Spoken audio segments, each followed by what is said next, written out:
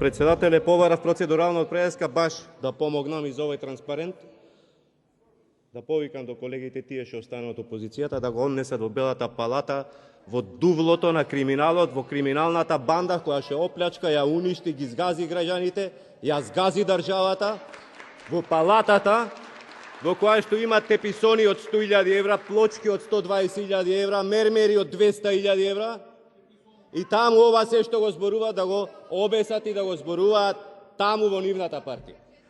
На 46 точки од дневен ред, 37 предлози за дневен ред, дополнување измени на кои што очигледно ги збуна и сега треба да излезат и да се договорат меѓу себе кој која точка ќе предложи кога се им прифаќа. И затоа, почитуван председател, замолувам, ако може денес,